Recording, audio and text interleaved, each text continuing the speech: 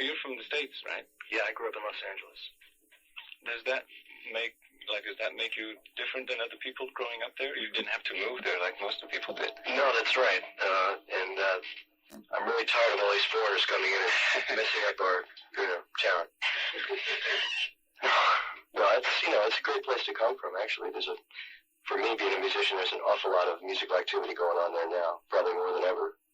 And, like New York City used to be considered like the music capital of the world, and I think Los Angeles is just about overtaken it. And even like Europeans, like English groups would even go there and record. They are all the time. How did you start out working for others before you had the LA Express? Or? Oh yeah, the LA Express is a relatively recent, step in my career. I started out doing jazz albums in about 1967 for a guy named Bob Field, who was then a producer of John Coltrane and Oliver Nelson and all jazz people, And then I started doing studio work and got gradually into scoring for television and motion pictures, and then kept playing all through this time, and then the LA Express came about. In a way, that doing that is sort of being behind the scenes, if we don't read the credits. Yeah, right. The LA Express is really my first real big out front kind of venture, Were you frustrated doing the other stuff? Or? Oh no, not at all. In fact, it took all that experience to get me where I am now. I was able to work and still enjoy working for some of the finest composers and artists around. It's a pleasure. I guess you learn a lot from doing the soundtracks and the. Oh sure, man. It's all good. It's all helpful.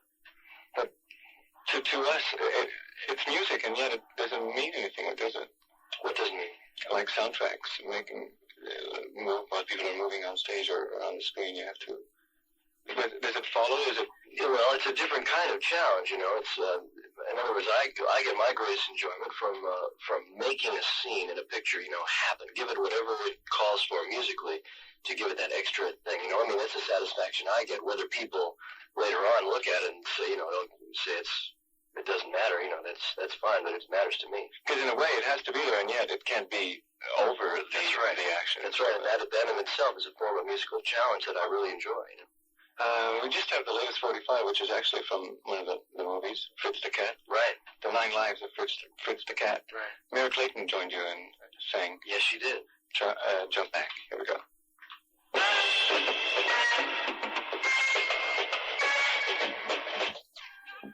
Neurotic. Pardon me? We are what? Tom Scott with the LA Express is here right now, and that was Mary Clayton singing from Fritz the Cat, the 9 Lives of Fritz the Cat. Do you jazz people feel different than the other musicians, or? What do you mean, you jazz people? What do you mean by that? Well, you're a jazz man, aren't you? I suppose I am, yeah. We're all the guys in the LA Express, are out of jazz, and that's the difference, I think, between a lot of, like, jazz rock groups. They lack the real jazz experience that enables them to bridge the gap successfully, The guys that with us have, are both acquainted with the harmonic and the melodic sophistication of jazz, but then also they really know how to get funky. You play the saxophone, right? Yeah, right. Was it difficult at the beginning, being white and trying to play jazz? No, man, it's not difficult at all. It's a lot of journalistic bullshit. You just jump in there, man, and people of all colors, and if you're doing it, people know it. There's no real ethnic blocks of any kind anymore.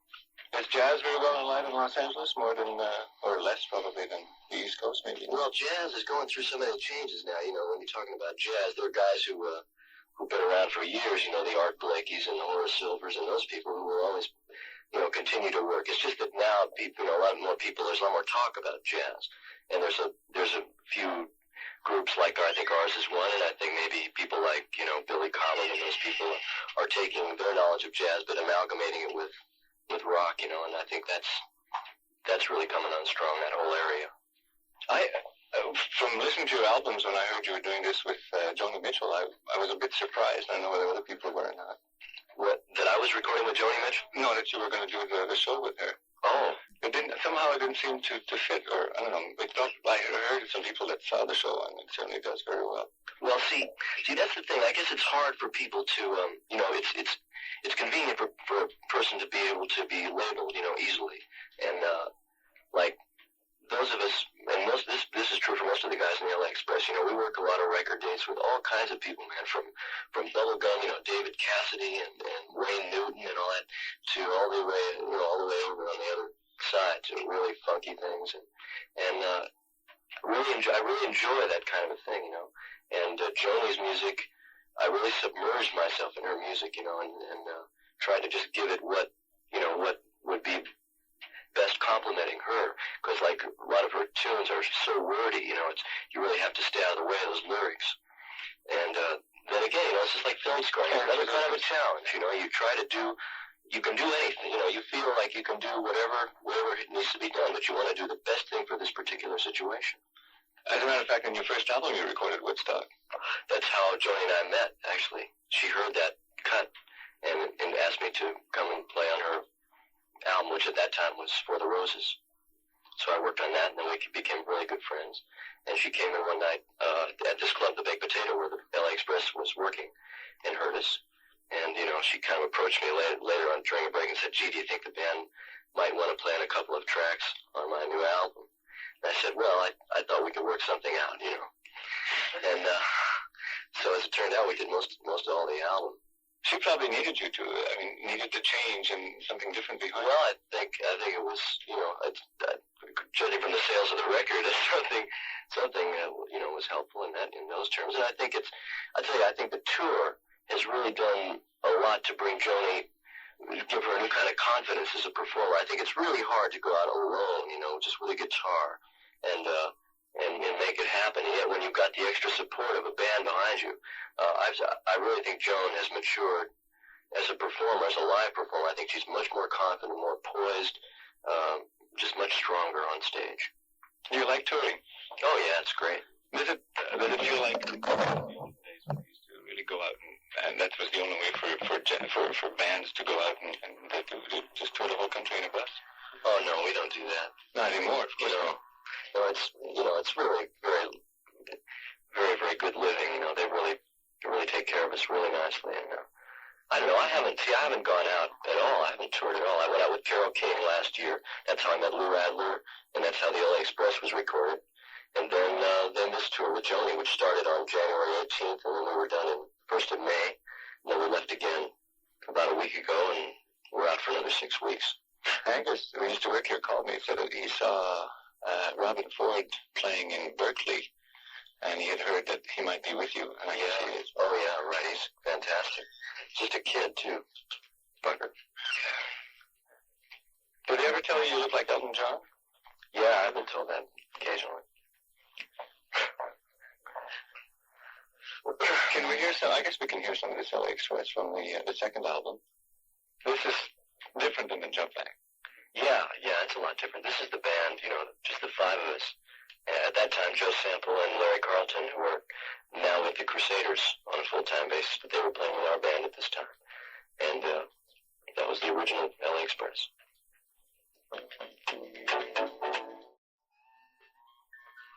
That was Spindrift, Tom Scott, in the LA Express. And this is Richard. We've been playing musical chairs, and we're still here with Tom Scott. You're an artist who has been around for a long time, but only now is becoming more and more popular, coming into the public eye a lot more. How does it feel? Is there a big change? Not really. I still feel it.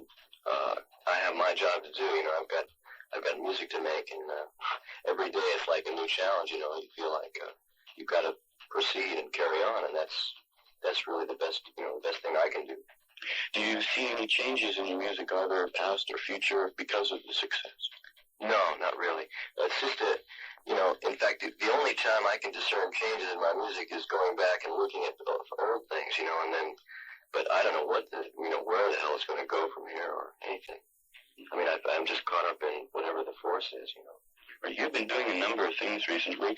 You've been in a few albums other than your own. I've got Paul Horn's latest album here. You've arranged that. Right. You've done some movie work. What else have you done?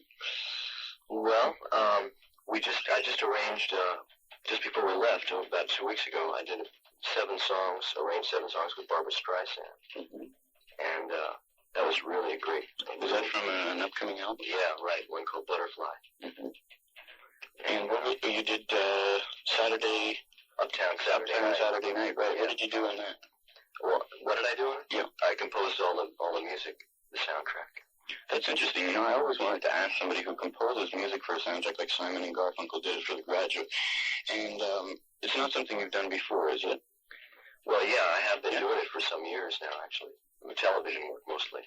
How does it work? Okay, well, the thing with Simon and Garfunkel was a little different because they took Simon and Garfunkel's tunes, which had already been written and recorded, and put them to the movie, and just laid them in the movie. Now, that's one way to do it, but that's not what I do. What I do is I go see the picture before there's any music in it, and then after having seen the music and decided where music should go, you compose music specifically for those scenes in that picture. Mm-hmm. So that's what I did on Uptown Saturday Night and the Fritz the Cat picture. And before that, I did a lot of Law and Order cop shows. I don't know if you get them up here, but Dan August was one with Burt Reynolds and Cannon, Barnaby Jones, Streets of San Francisco, all that kind of stuff.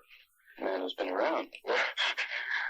When you're doing a movie or a soundtrack for movies, there's a lot of pressure on you from the producers, from the directors, or from the management itself as to, do you ever find yourself having quarrels or, getting upset about things? You do, and it's really makes it difficult. This Fritz the Cat picture.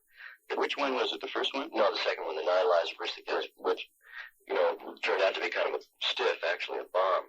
And I don't think it was creatively nearly as good as the first one because the producer had completely changed directors and changed animators, I think, and it was a whole different. It seems to me that they'd run out of ideas in a way. That's about what happened. Things in it. Yeah, and they brought me in to do the music at a time when they hadn't even, finished animating about half the picture. So I had to make a choice about that. At that time, was I going to do it, and take a chance based on the last one, And so we carried on with it, and as I saw it was developing, it turned out to be a real stiff, just a bad flick. But it was too late by that time. I put too much time into it, But out of it came Jump Back, the one song, man, which really is the salvation of that whole picture for me. When you look back at the picture afterwards, and with your music put to it, etc., how did it feel, for example, in Fritz the Cat and then in Uptown Saturday Night? Uptown Saturday Night was real good. Felt really good because the producer really knew what he was doing. Mm-hmm. Often you get guys who maybe visually, very good, but most of them don't know very much about music and how it works with a film. That's always the last thing on in the production of a film. If they're given a preview date where they have to show the finished picture somewhere. And so from the time of production to the time of this preview, that's it. That's their limit. And if they run over in shooting and they run over in editing, and so on and so on. By the time it gets here, where you can actually see the picture and score it, you may only have a week. I did Uptown Saturday Night in about 8-9 days. And then let me tell you, that was writing everything, just as fast as you could, because it was like 28 minutes. What musicians were you using? Well, with the LA Express, plus a horn section, about 10 horns, and a couple of percussion, and a couple extra keyboards. Were you doing all the conducting yourself? Yeah. 2 o'clock. Yeah. Getting up to the present right now, tonight's concert, when we're looking out the window, it's raining right now. We've got our fingers crossed. But normally when you get on stage with Joni, what happens? Do you do a set first, or then Joni comes out after? Or? Yeah, the LA Express does about 35-40 minutes, I suppose. And then Joni comes on, and we do about 6 numbers with her. And then after the intermission, she does her acoustic set, and then we join her at the end of the concert. Sounds really good. Thank you very much, Tom Scott, for coming by. Does anyone else here have anything to ask him that's been grueling on you? You want to ask? Charlie's here for A&M again, of course. Anything? No? That's not a question. Any questions? Yeah. How about you? Let me see. No, I think we've covered everything. Great. Well, we're looking forward to the concert tonight at 8:30 at La Destination. I guess it's only fitting that we play Tom Scott playing Joni Mitchell's Woodstock. Woodstock.